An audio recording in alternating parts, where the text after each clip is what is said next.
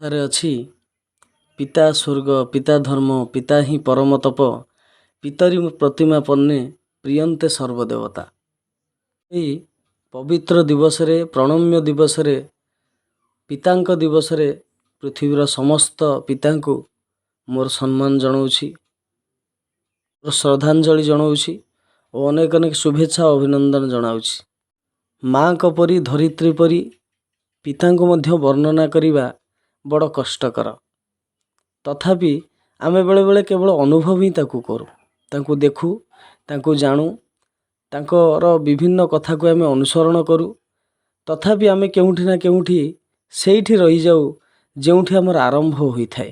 ବିଭିନ୍ନ କଷ୍ଟ ଯନ୍ତ୍ରଣା ସତ୍ତ୍ୱେ ମଧ୍ୟ ହସି ହସେଇବାର ସେହି ଅଦମ୍ୟ ସାହସ ଥାଏ ସେହି ମହାନ ବ୍ୟକ୍ତିଙ୍କ ପାଖରେ।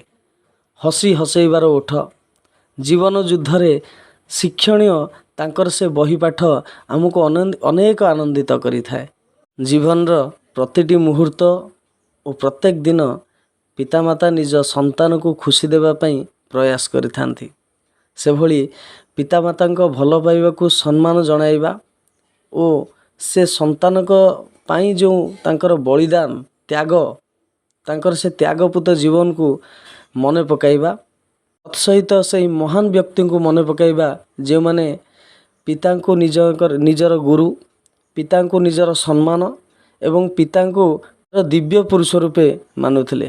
ଆମେ ଉଦାହରଣ ନେଇପାରିବା ମହାନ ପୁରୁଷୋତ୍ତମ ପ୍ରଭୁ ଶ୍ରୀରାମଚନ୍ଦ୍ରଙ୍କ କଥା, ମହାନ ବାଳକ ନଚିକେତାଙ୍କ କଥା, ତତ୍ସହିତ ପିତୃ ମାତୃ ଭକ୍ତ ଶ୍ରବଣ କୁମାରଙ୍କ କଥା।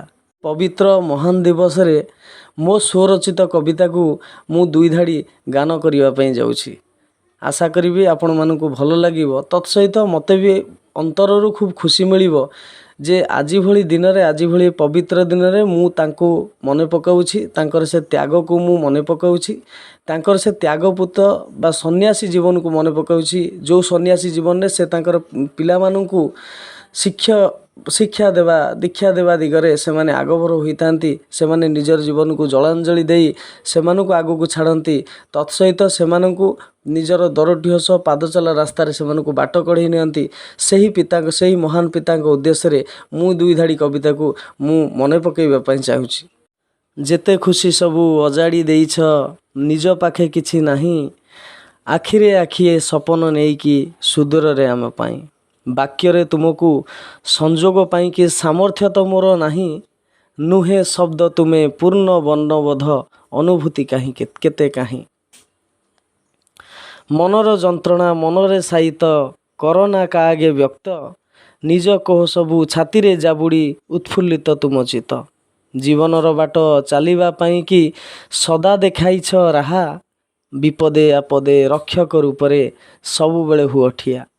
ଆଜି ଆମ ସବୁ ଅଳି ଆମ ସବୁ ପୂରଣ କରିଛ, ଯେତେବେଳେ ଯାହା ଚାହିଁ ବିଶାଳ ହୃଦୟ କର୍ତ୍ତବ୍ୟରେ ପ୍ରିୟ ପ୍ରେରଣାର ଉତ୍ସ ହୋଇ।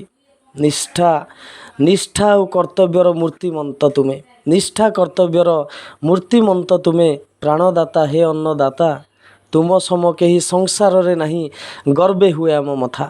ଯାହା ବି କରିଛ ପରିବାର ପାଇଁ ପେଟ ଚାଖଣ୍ଡେକୁ ମାରି, ତୁମ ପ୍ରେରଣାରେ ଆମେ ବଞ୍ଚୁ ନୀତି, କିଏ ହେବ ତୁମ ସରି। ଦୈବ ହେ ପ୍ରଭୁ, ଦୈବ ପାଖରୁ ସୁଖ ଚୋରି କରି ଦେଇଅଛ ଆମ ପାଶେ, ସବୁବେଳେ ଦିଅ ଅଭୟ ସାହସ ହୃଦୟ ଚନ୍ଦନ ବାସେ।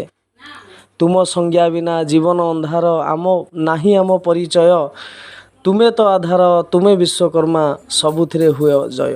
ଏମିତି ବହୁତ କଥା ଅଛି ଯେଉଁ କଥାକୁ ବର୍ଣ୍ଣନା କରିବା, ଯାହାକୁ ବର୍ଣ୍ଣନା କରିବା ହୁଏତ ଆମ ପାଇଁ କଷ୍ଟକର ହୋଇପଡ଼େ। ସାଗରର ସେଇ ନୀଳ ଉର୍ମି ଯେତେବେଳେ କୂଳ ଲଙ୍ଘନ କରୁଥାଏ, ସେତେବେଳେ ମନେ ପଡ଼ନ୍ତି ବାପା। ଯେତେବେଳେ ଆକାଶଟା ଆମ ମୁଣ୍ଡ ଉପରେ ଠିକ୍ ପଡ଼ିଥାଏ ବା ଦେଖାଯାଉଥାଏ, ମନେ ପଡ଼ନ୍ତି ବାପା। ଯେତେବେଳେ ଆମେ ସେ କାନ୍ଧ ଉପରେ ବସି ଯାତ୍ରା ମେଳା ବୁଲୁଥାଉ, ସେତେବେଳେ ମନେ ପଡ଼ନ୍ତି ବାପା। ଯେତେବେଳେ ରାସ୍ତାକୁ ଅନଉ, ସେତେବେଳେ ମନେ ପଡ଼ନ୍ତି ବାପା। ଏବଂ ଯେତେବେଳେ ଆମେ କୌଣସି ପରିସ୍ଥିତିରେ ପଡ଼ି ଆମେ ବିଦେଶକୁ ଯାଉ, ସୁଦୂରକୁ ଯାଉ, ସେତେବେଳେ ମନେ ପଡ଼ନ୍ତି ବାପା। ଆମର ଯେତେବେଳେ ପଇସାଟିଏ ନାହିଁ, ପଇସାଟିଏ ନଥାଏ ପକେଟରେ ହାତ ପୁରାଉ, ସେତେବେଳେ ମନେ ପଡ଼ନ୍ତି ବାପା। ସେତେବେଳେ ମନେ ପଡ଼ିଥାଏ ସେ ପିଲାଦିନ। ସେହି ପରାଜୟ ଗ୍ଲାନି କେବେ ବି ଆମେ ଦେଖିନୁ କିମ୍ବା ସେ ଦେଖାଇବା ପାଇଁ ମଧ୍ୟ ଚାହିଁ ନାହାନ୍ତି। ଛୋଟ ଛୋଟ କଷ୍ଟ ସମୟରେ ମଧ୍ୟ ଆମ ମୁଖରୁ ବେଳେବେଳେ ମା ବୋଲି ବାହାରି ପଡ଼େ, ଅନେକଙ୍କ ମୁଖରୁ ବାପା ବୋଲି ବାହାରି ପଡ଼େ। ବିଭିନ୍ନ ନୀତି ନିୟମରେ ଆମେ କଠୋର ହୋଇପଡ଼ୁ, କିନ୍ତୁ ସେ କଠୋର ନଥାନ୍ତି, ସେ ଅନୁଶାସନ କରନ୍ତି ପିଲାଟିର ଭବିଷ୍ୟତ ପାଇଁ। ଧନ୍ୟବାଦ ସମସ୍ତଙ୍କୁ, ଧନ୍ୟବାଦ ଆଜିର ଏହି ମହାନ ଦିବସରେ ଆପଣମାନେ ମଧ୍ୟ ସମସ୍ତେ ଆପଣଙ୍କର ପିତାଙ୍କୁ, ଆପଣଙ୍କର ବାପାଙ୍କୁ ଶ୍ରେଷ୍ଠ ସ୍ଥାନ ଦେଇଥିବାରୁ ହୃଦୟରୁ ଅନେକ ଅନେକ ଧନ୍ୟବାଦ।